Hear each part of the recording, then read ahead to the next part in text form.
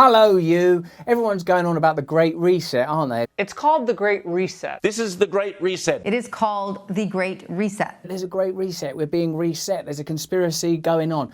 I'm having a real look at the Great Reset today and asking, is it a real thing or is it just a crackpot conspiracy? The current global crisis has disrupted every aspect of our lives, but it has also presented us with an extraordinary opportunity, a chance to reset and accelerate efforts to improve the state of our world. The legitimacy of the Great Reset has come about because there was a video put out called The Great Reset. It's like a sort of pop video from like a 90s chanteuse, but instead of it being, I don't know, Seal singing, it's, well, some seals struggling because of polar ice cap melting and that, and Prince Charles talking. We have an incredible opportunity to create entirely new sustainable industries. When I start re-evaluating the power dynamics of a corrupted globe, I always turn to those poor unsung heroes, the royal family. Investing in nature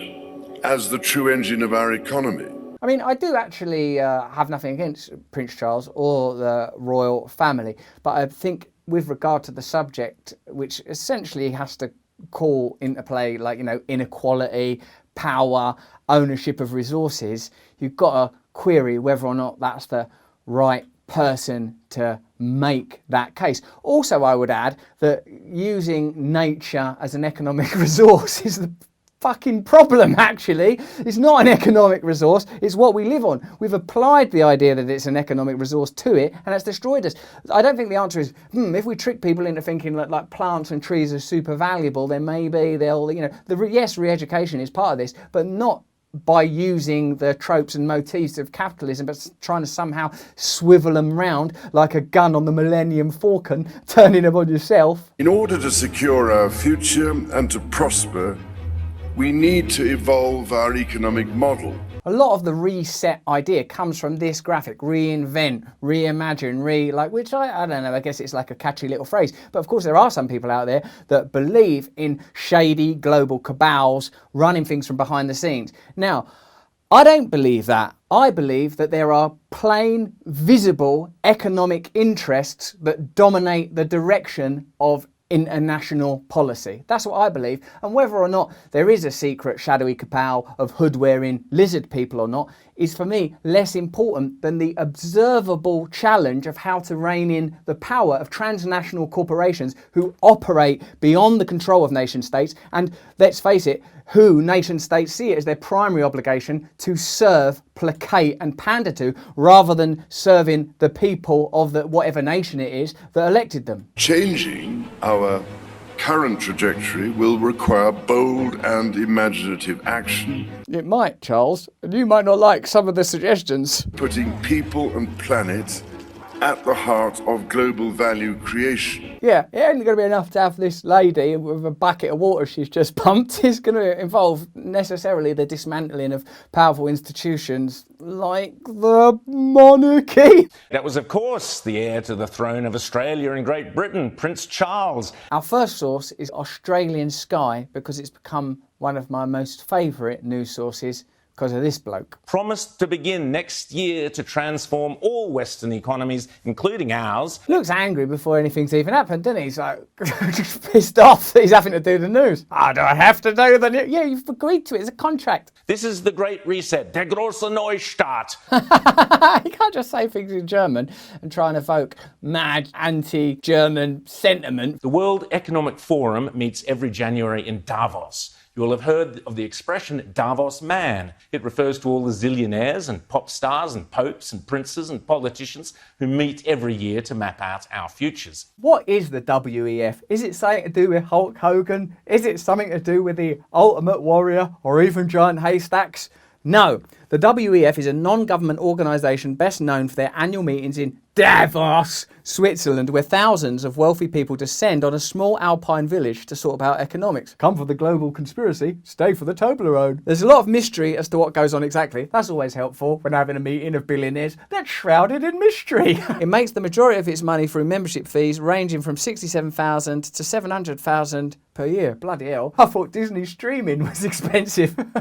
But it's worth it for the new movie Mulan. Membership is made up from rich people, well, clearly, and influential figures who get complimentary invites. Keep talking. Purportedly, its main purpose is connecting innovative thinkers and world leaders together in one place for the unified goal of making our world a better place that runs more efficiently. They talk about world problems, issues we're facing, and social injustice, then they work on solutions to fix what needs to be done. Well, that sounds bloody lovely on the surface. This is the grand plan developed by the World Economic Forum in cahoots with the United Nations, in league with the International Monetary Fund. I'm a West Ham fan. He looks a little bit like David Moyes, but like David Moyes as if his face is trying to shut itself down. Transferring the authoritarian tools currently being used to eradicate the coronavirus, i.e. lockdowns, enforced business closures, even stealing your own property rights, to tackle the imaginary climate crisis. I think there is a climate crisis, isn't there? That is one of the things that I disagree with. You know, like how a lot of apparently right-wing tropes are, there's a deep state problem, you can't trust the media, there's no such thing as climate change. It's like hypnosis, isn't it? It's two verifiables followed by a suggestion. Ordinary people don't have any influence over the political process. Yeah, that's true. Big business is running rampant. Yeah,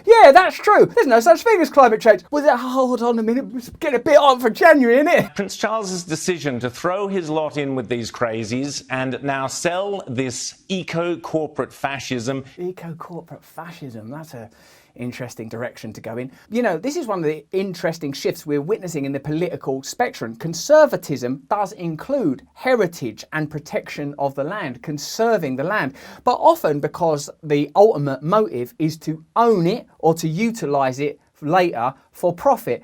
I'm interested in not destroying the planet because it's the thing I live on. Not because down the line I might be able to turn a few quid chopping it down and selling it, I don't know, for paper or whatever it is people are up to, or copper mining. So this is where the old views and old oppositions start to break down. I believe entirely that an absolute priority should be the preservation of the planet, but not in order that we could get a few quid out of it. Water cannons the other day being used this weekend, in fact, against anti-lockdown demonstrations in Berlin. There are a lot of protests against lockdown because a lot of people are frustrated, no doubt, because over the period of lockdown there has in fact been a massive transfer of wealth. Trillions accrued by the most powerful, wealthy institutions in the world, while up to 42 million Americans are claiming welfare and have lost their jobs. So the sense that lockdown is affecting poor people more than it's affecting rich people is plainly true. That's always true, but it's more apparent at a time like this. My personal concern is if something benefits the most powerful people and institutions in the world, what incentive is there to change it? If something is negative for the vast majority of ordinary people, how do we access the power to change it? Any great reset would be a good idea, but not if it further places power in the hands of people and institutions that already have power, unelected non-government agencies and transcendent bodies who people feel less and less trust for because they've seen their own lives deteriorate and erode, primarily because of the economic crash of 2008, which was held together by sort of zombie capitalism and a great scaffold of quantitative easing, precisely because of the edicts of these kind of transcendent IMF, World Trade Organization type bodies. These are never going to be people that ordinary people trust. In Berlin, against protesters who were simply demonstrating against attempts by the Reichstag, sorry, Freudian slip, I mean, of course, the Bundestag. He's sailing pretty close to the wind, isn't he? To enshrine new and even more stringent and draconian lockdown legislation, such as enforcing mask wearing, banning the sale of alcohol, shutting down shops, and so on. At an anti-lockdown protest in London in November, thousands of people gathered to oppose what they saw as a clandestine power grab taking place under the cover of a pandemic. Some protesters carried cardboard signs bearing the name of the alleged takeover, the Great Reset. They thought they could easily get their Great Reset, one man shouted. Little did they know, the pandemic's a hoax. You can see how this amount of confusion and prohibition is a fertile breeding ground for conspiracy. And in fact, the negligence of entire constituencies of people creates a vacuum into which pre-existing, sort of retrograde and, in my opinion, somewhat crazy ideas can emerge. But what is true is the feeling. The feeling is true. The need for some kind of change, the need for a new story, the need for a new political party that is transcendent of the existing paradigm. All of this is true, and in my opinion, a lot more important than turbocharged conspiracy. In order to get everyday people to surrender many of the rights and freedoms we currently take for granted, the repeatedly stated aim of these organisations is to deliberately use COVID as an excuse. What's fascinating for a person like me whose political and sort of social and emotional affiliations would be much more associated with the traditional left, and I'm still like, there's people that are alive now like Yanis Varoufakis, who I deeply admire, Jeremy Corbyn, whose manifesto looks a lot less wacky than it did at the time. Free broadband for everybody, support the NHS. You know, these ideas don't seem so crazy now, do they, in a pandemic? My affiliations, association and emotional heart is retained by the left. But what's interesting is that the right now use many tropes and ideas that I grew up thinking were just a part of the left, and to see them migrate to the other side of this imaginary line, for me, sort of demonstrates that the political space is not as static as we deserved it to be. Look at this, for example. Quinn Slobodian, Associate Professor of History at Wellesley College, Massachusetts, writes, years after the journalist Naomi Klein first identified the shock doctrine of radical policies that conservatives rolled out during disasters, the right was now appropriating this narrative for its own ends. If the Great Reset tells us anything about political reality, it's that corporate elites can't win legitimacy through vacuous initiatives. And it's saying, I suppose, that that Great Reset, that wacky looking video of like polar bears and all that stuff that we've seen before now anyway, isn't substantial enough to sway people. Far more mobilising are narratives about unaccountable elites, partly because it's bloody true. But far more mobilising is a narrative of unfairness and inequality because it's bloody true. There's also no doubt that during the lockdown there's been an increase in legislation that prohibits the action of ordinary people. That's not something that could be queried. An increase in surveillance, that can't be queried. What is observable is that powerful people are becoming more powerful, ordinary people are suffering.